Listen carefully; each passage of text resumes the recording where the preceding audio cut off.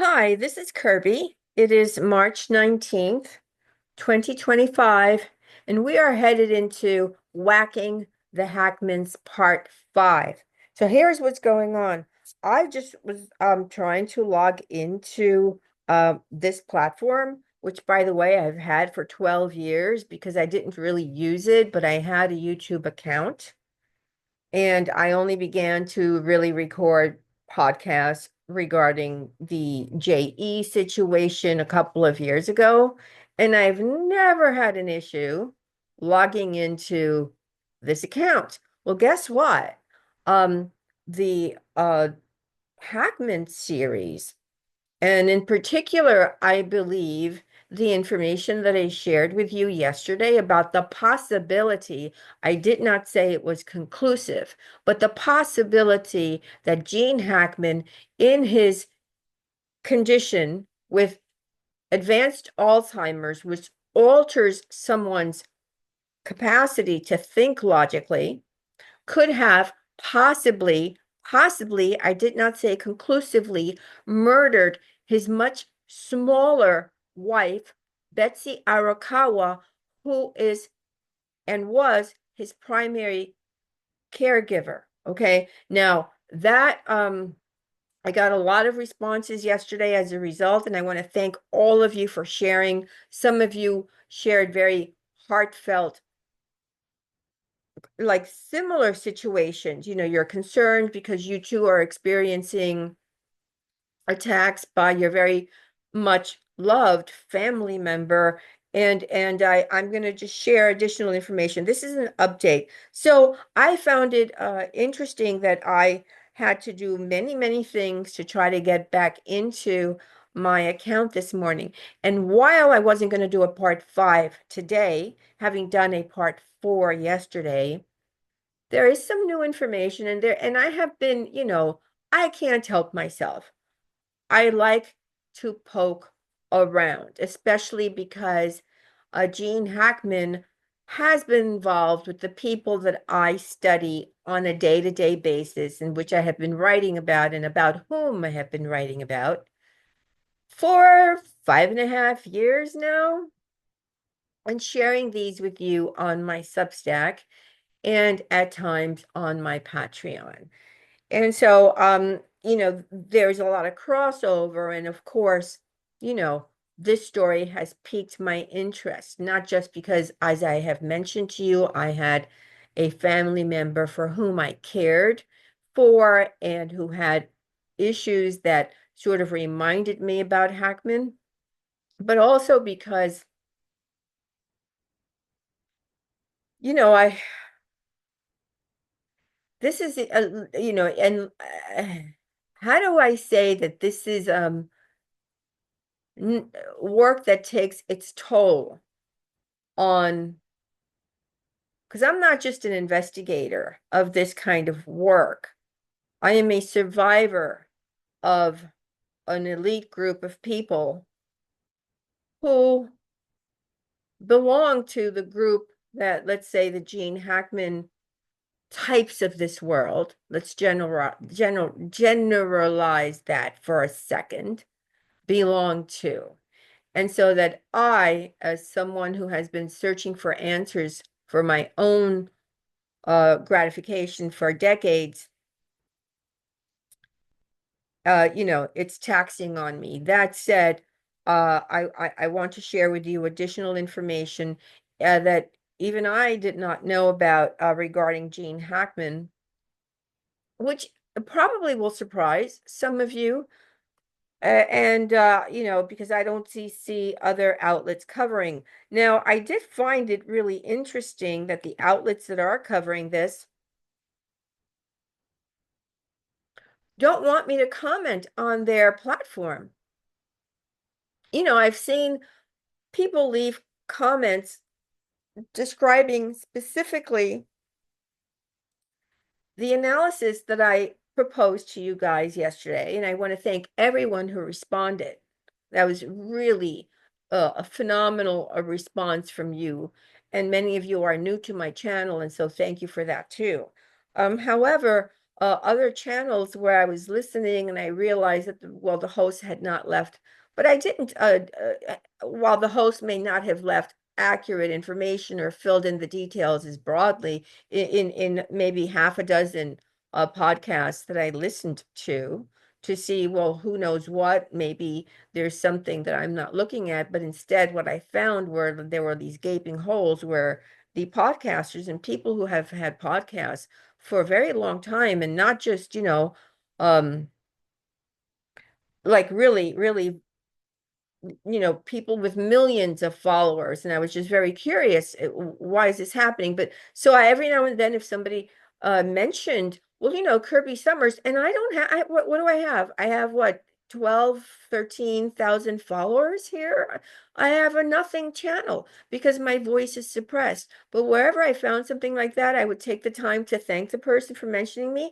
I didn't include a link on, I was just like, and I went back just to see if the person had even acknowledged the fact that I thanked to them, and my comments were deleted, so that I see that even sharing information about a breaking story that many people are interested in, it's almost become a competition. I don't understand that.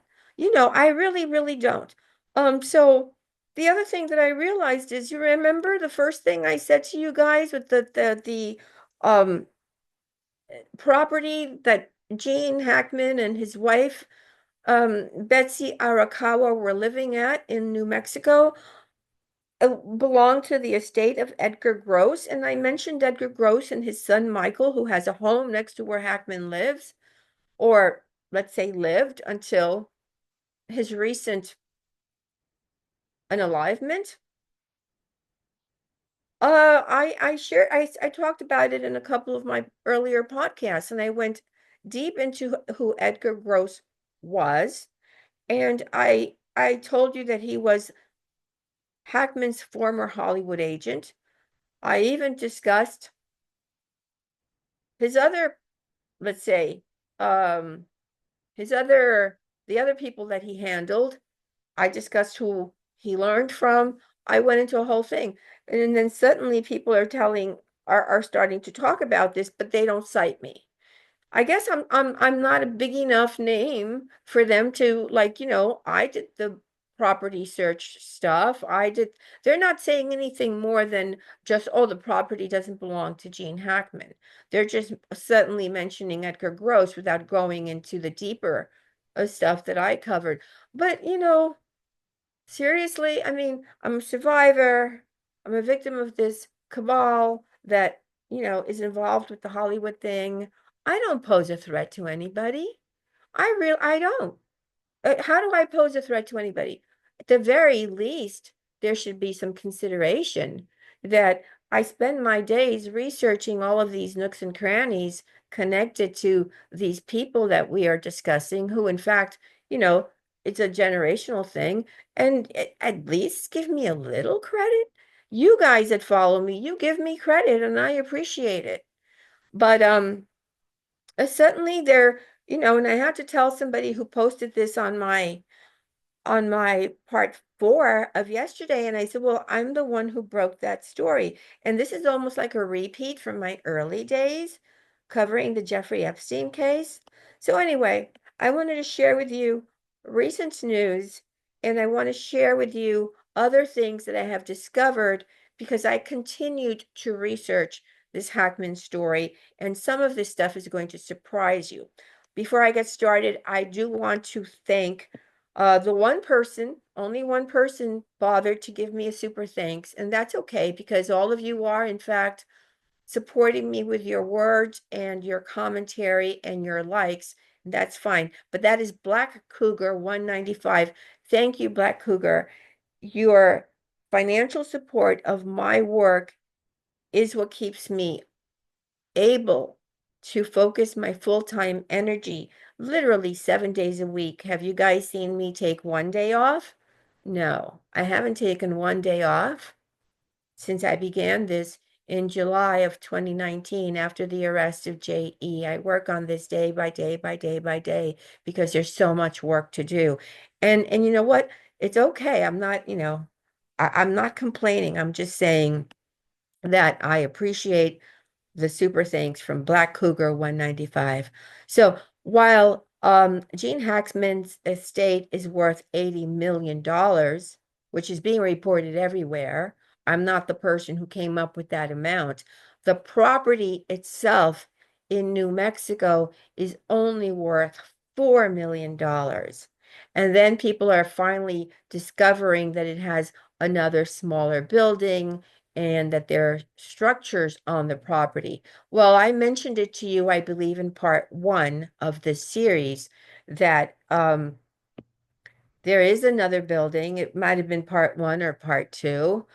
And that building was created for Betsy's piano collection because although she never made it big in her chosen field, she was in fact working at a gym when she met Gene Hackman, after his divorce. And then from there, they got together and they got married and they settled down. But she did have all of her pianos, which I believe are all baby grand pianos, and she keeps them in this particular uh, building. Now, the deed on that particular building, the actual it is in Betsy's name, and so it is part of the estate of Gene Hackman. They created, like I told you, I believe in part three, they created a trust.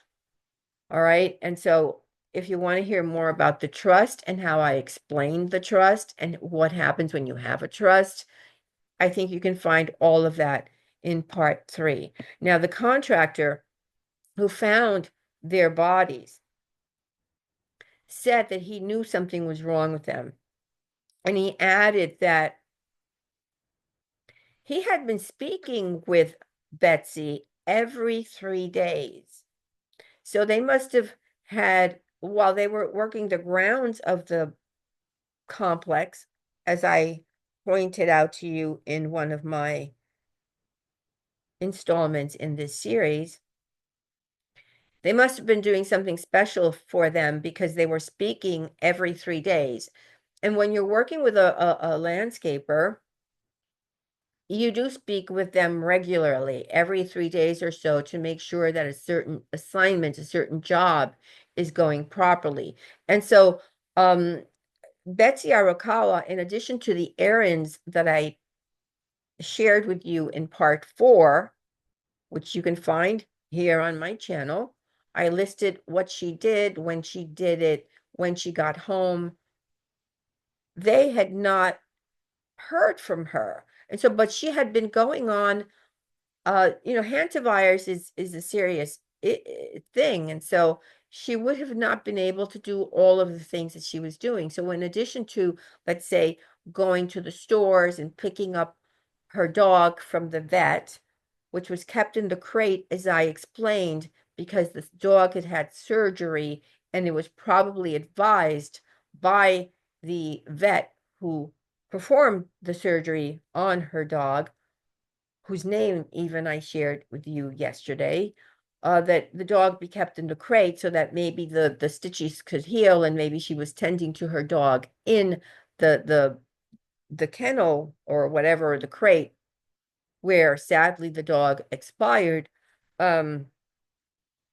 She was taking care of all of her errands. She was making calls every day.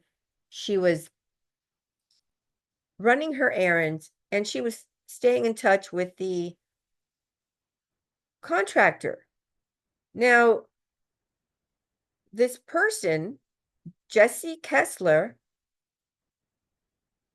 he said, well, we knew something was wrong. And so they went to law enforcement to ask how they could ask them to do a wellness check. Now, I'm going to tell you something about a wellness check because I always add the information that I know about a wellness check. In New Mexico, apparently, if you want a wellness check done on someone you know, it has to be authorized by a family member. However, I don't know if that's true or not, because while I live in New York, I remember that about 20 years ago, I had to have emergency surgery, which saved my life. And I was home after I was released from the hospital, recuperating. Um, I had somebody like my mother taking care of me during the time I recuperated. However, once my mother felt I was well enough to be left alone, she left. I wasn't answering the phone because I was still kind of, I had major surgery. I had to recuperate. I couldn't walk around. So I wasn't really answering my phone. One of my friends became increasingly worried about me, and he called the police to do a wellness check on me.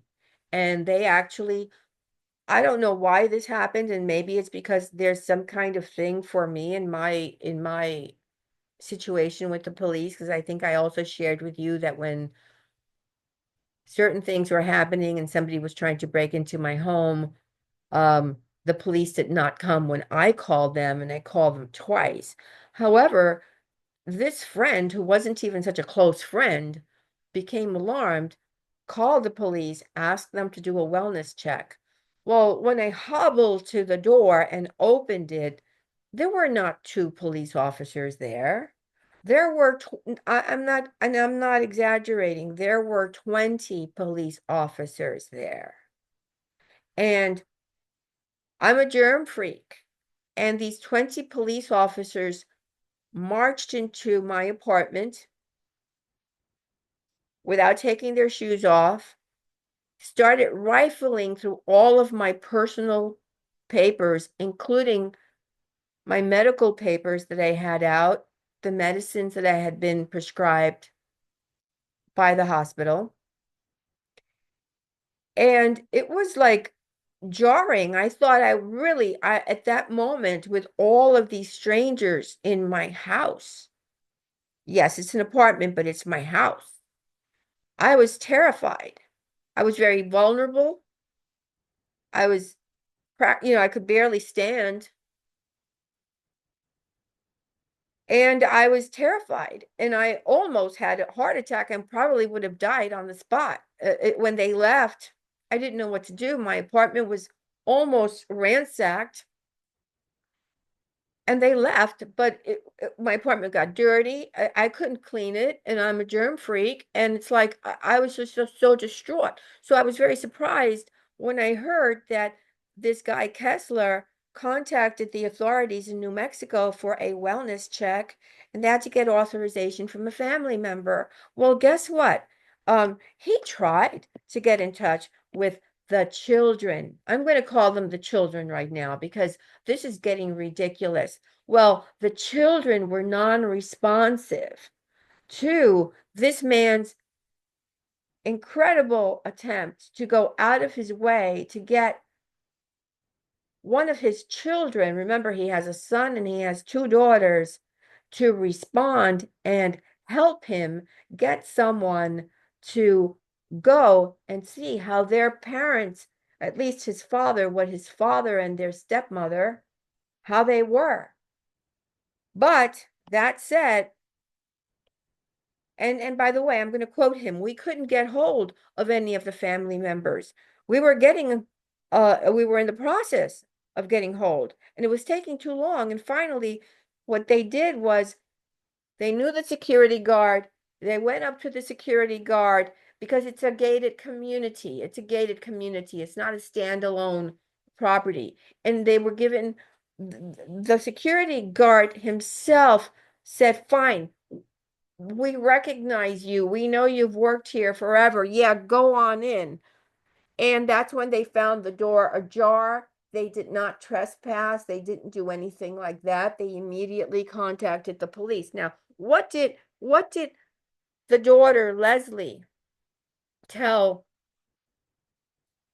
the authorities? Oh, nobody tried to call me. I'm gonna say that she is a liar. I do not like these.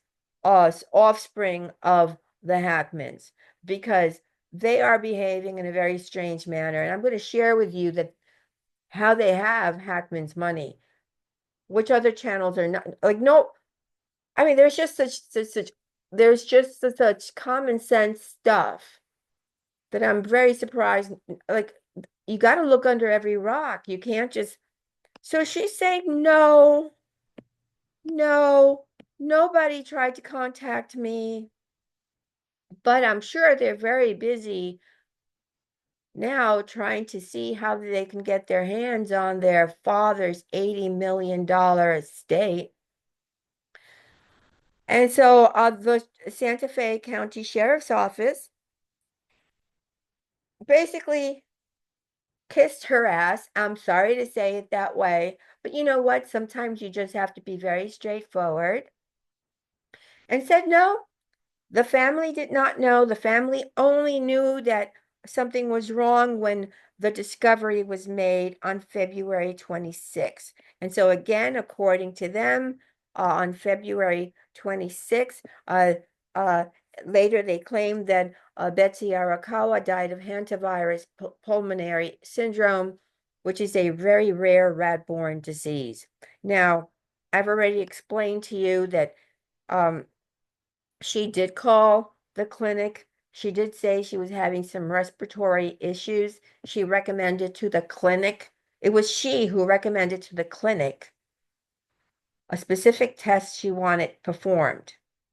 And that is why she had a 1:30 appointment on February 12th, the day after the authorities said she died, to go and see if this specific treatment would have helped her.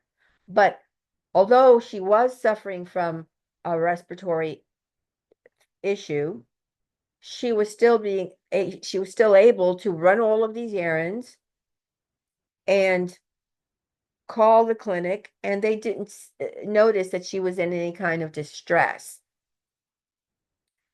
However, again, there's this information, so people are now suggesting, oh, well, somebody used her phone to call the clinic, create a false timeline. Well, I strongly disagree, because the only person that would have known that Betsy Arakawa was having respiratory issues would have been Betsy Arakawa. No one else. If this, I'm beginning to shy away from the star whacker theory, guys.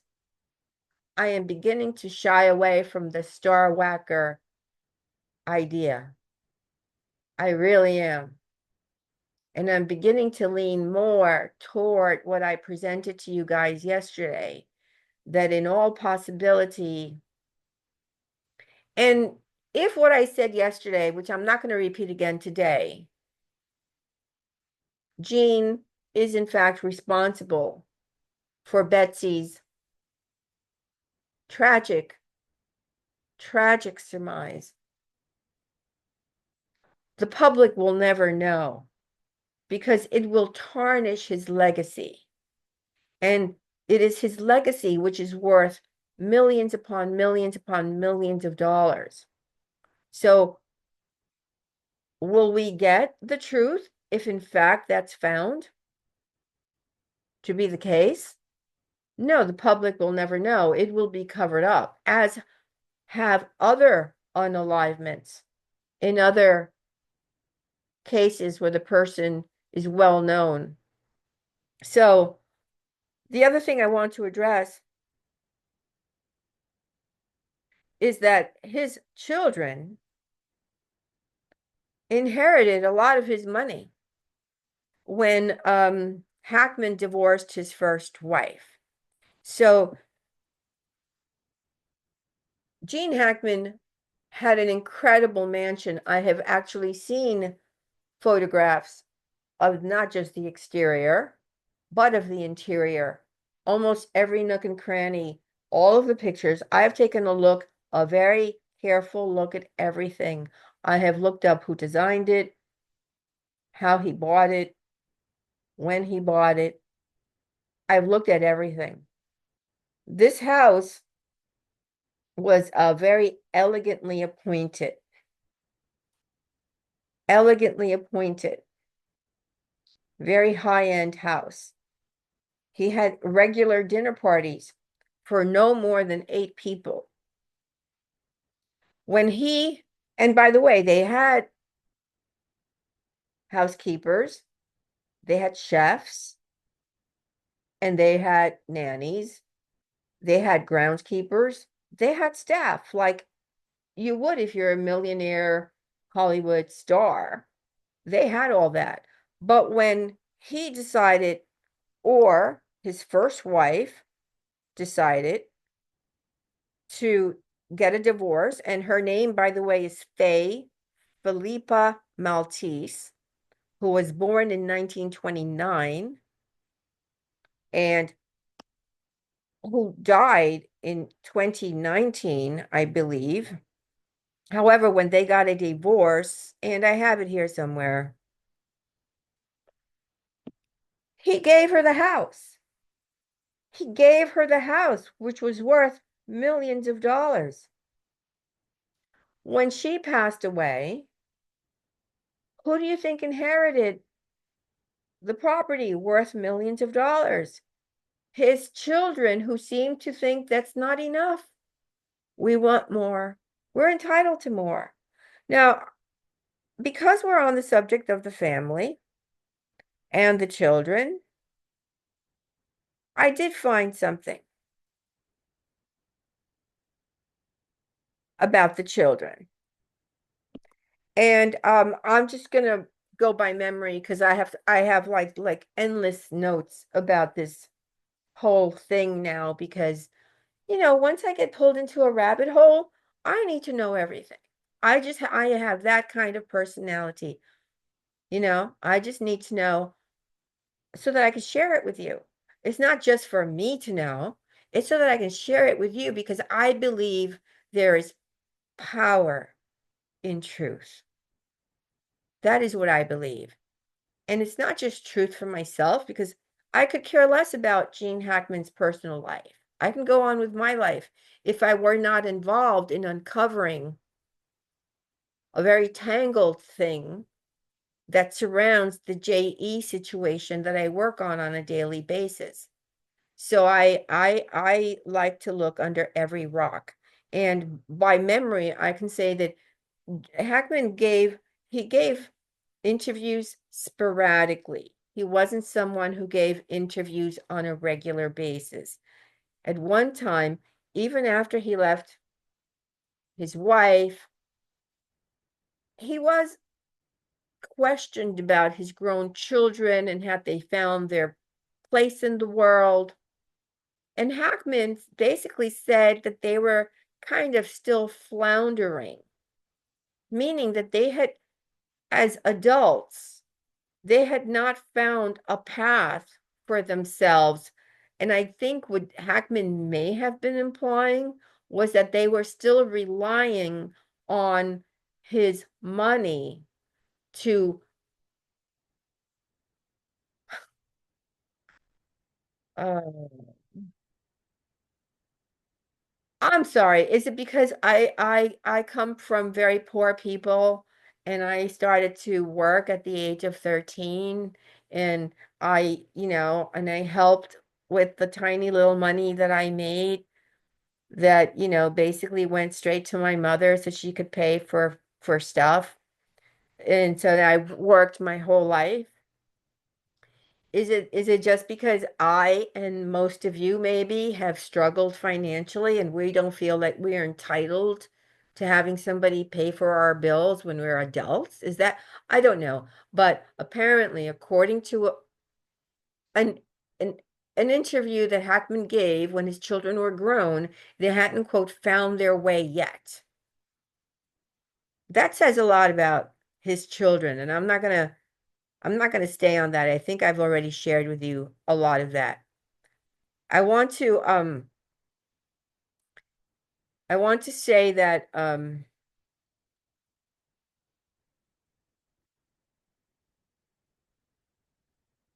and I'm pausing because I'm just curious to know what I'm going to share with you first. Look, like Hackman didn't make Bonnie and Clyde until he was 40 years old. Before that, he had a couple of little roles here and there, but he was living at the YMCA, later when he got married to his first wife, Faye. They lived in a rundown apartment. However, he had worked at a drugstore. He was a furniture mover. He sold candy door to door. He drove trucks.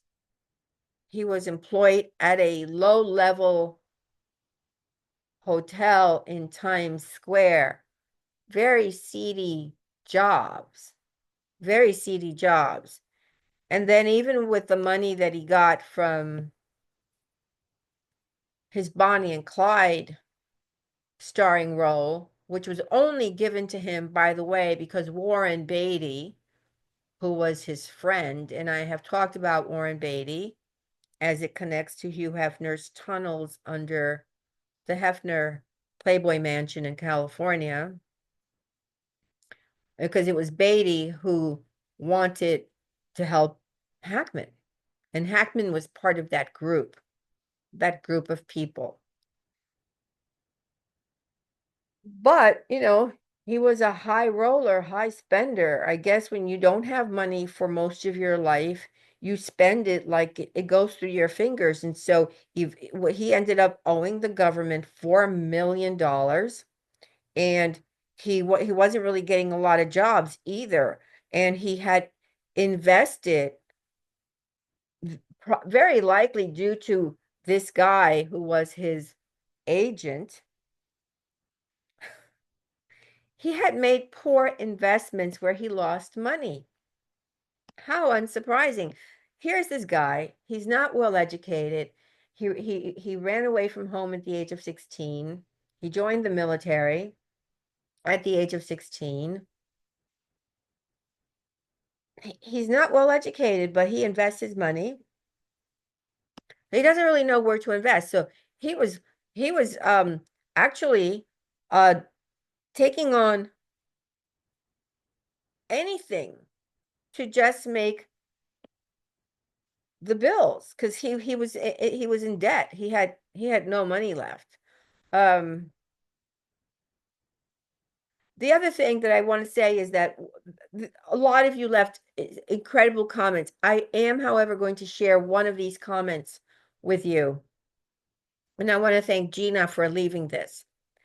And it refers to the fact that with the dementia and the Alzheimer's, and what she basically said is, I worked as a nurse with the mentally infirm, dementia, and Alzheimer's. I am now a caretaker.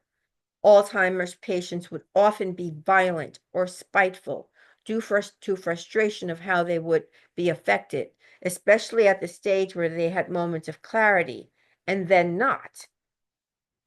Caretakers tend not to look after themselves as well as they should, leaving themselves second to whom they are caring. And that, Gina, you nailed it. Because when I was taking care of my relative, I was killing myself slowly. There was no time for self-care. There was no time for even a leisurely shower. There was very little time to do anything for myself. My health was slowly deteriorating. So you point out that caretakers tend not to look after themselves as well as they should, leaving themselves second to whom they are caring. Sounds to me that she, meaning Betsy, had issues with her lungs in some way. She goes on to add, the test you described is to test the lung capacity. Not very nice processes. There were obvious concerns there. I think it is a possibility she was unwell. She got back from the vet with the dog, and maybe he pushed her and hit her head or something, or even verbally You know what? She brought a new angle to my theory that I presented to you guys yesterday, or even verbally attacked her, which led to a breathing anxiety-induced asthma attack. You said we will never know the whole truth. Now that's the case. We will never know the whole truth. But I started to think, I think about your comments, and I think about the fact that there was a radiator that was knocked over. There were pills scattered around her body, and which led me to think initially that the Randy Quaid Star Whacker idea was a possibility, that this was all staged. However, I'm beginning to lean more toward he had a meltdown, and it didn't have to be physical, it could have been verbal, or the way that the scene is described. Remember, she had no clothes on, she was barefoot, she was laying by this caretaker guy, he could see her legs.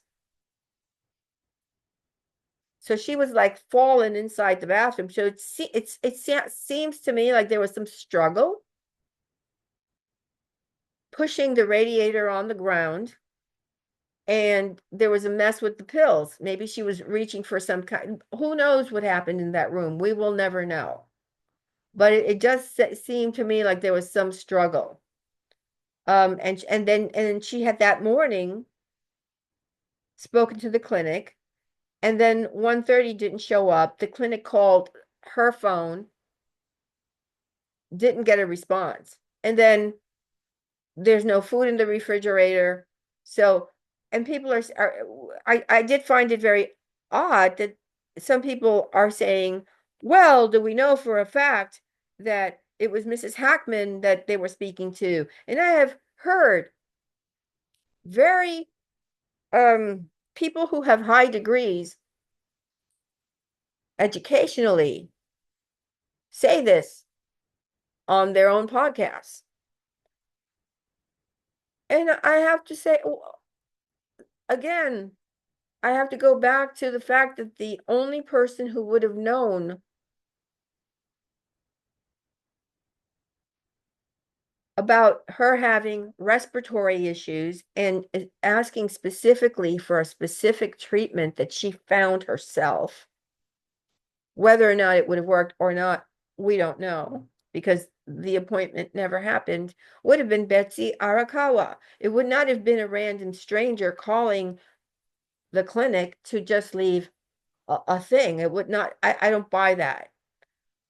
The other things I want to share with you is, did you know, by the way, that and I just want to preface this by saying that I have been a Gene Hackman fan. That said, I'm also learning a lot about Hollywood and Hollyweird as it connects to these PDF file rings. I'm not saying anything about Hackman specifically, but did you know that Hackman had a private island? He owned a private island. It was called Fawn Island in Washington State.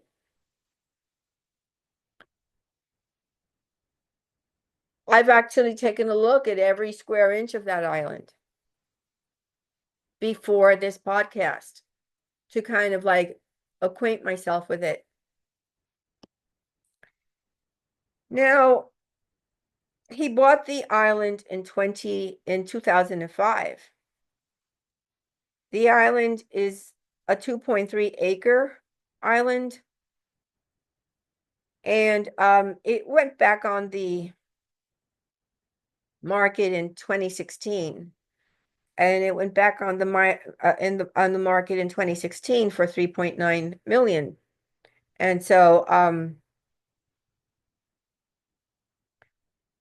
it was renovated in 2008. It has 2 guest homes. It's got a private dock, you know, it's got all kinds of all kinds of perks on this private island. However, it seems that he sold this private island a couple of years later, and then he purchased another secret hideaway in Canada. I haven't bothered to look for the property or what he owns in Canada, but he seemed to really prefer his privacy. Now, about his temper. A lot of you are saying, oh, he's such a nice guy, nice guy, nice guy, nice guy, nice guy. I don't doubt that he was a nice guy. But according to many articles that I found very easily, he had a violent temper. And there's additional stuff that's going to probably stun many of you. So stay tuned. We're not done. Now, because again, I have so many files here on this. Okay, so he gained a reputation for being very uncompromising and difficult to deal with.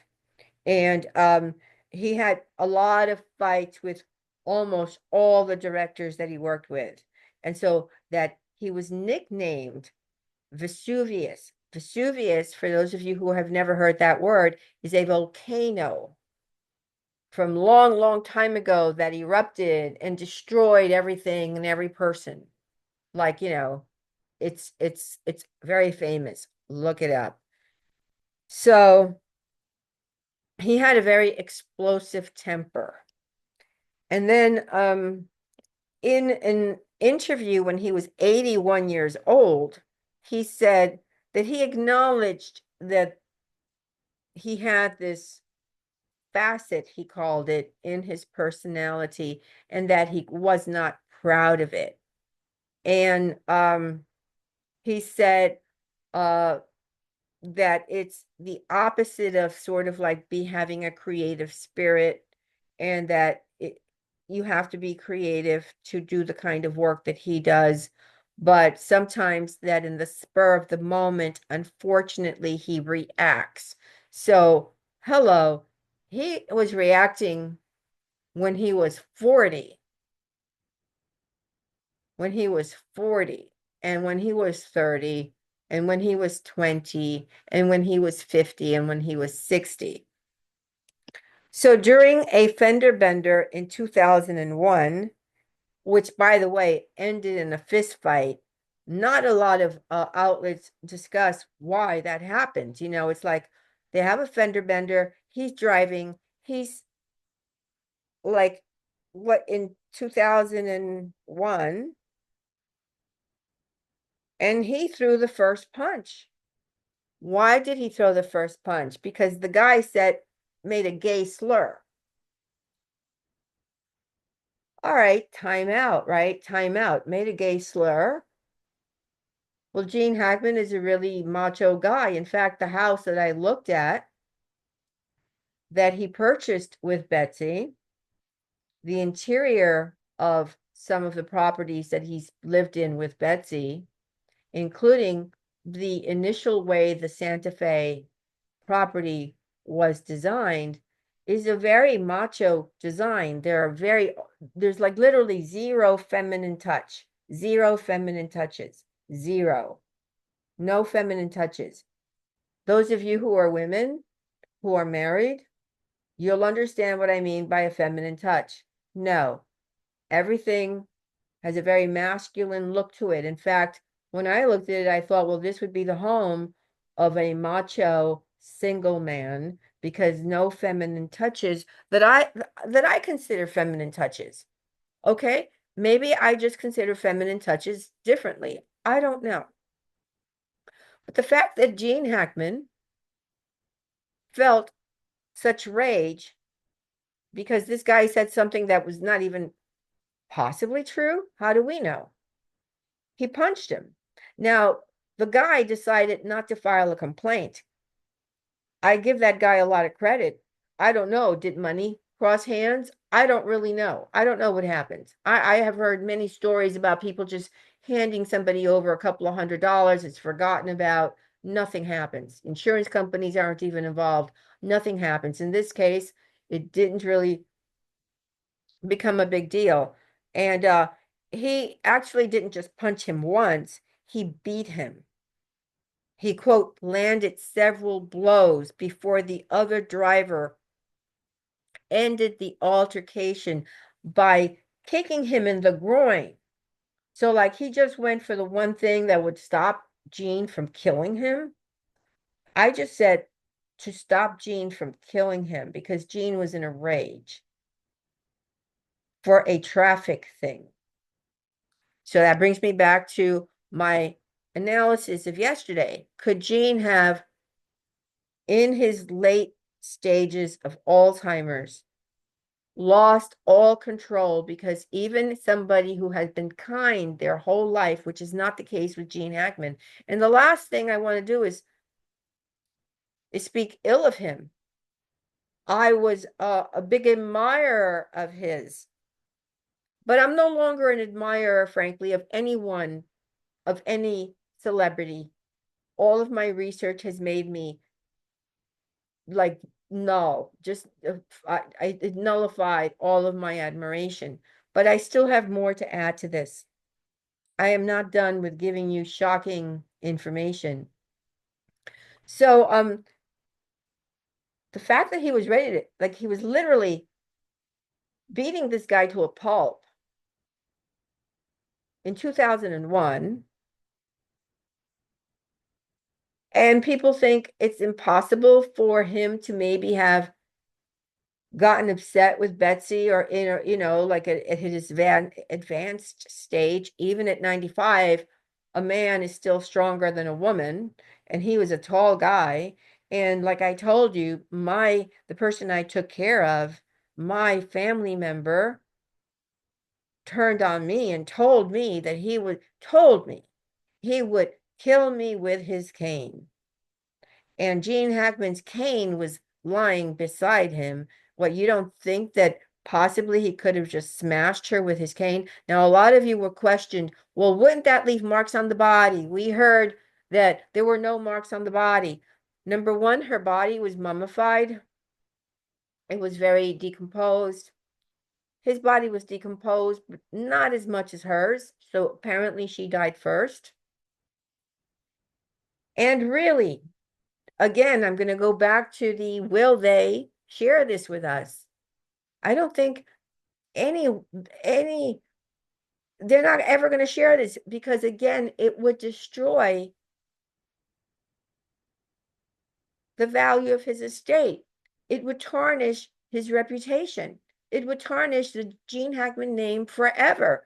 That in his final days, he murdered his wife, allegedly, possibly.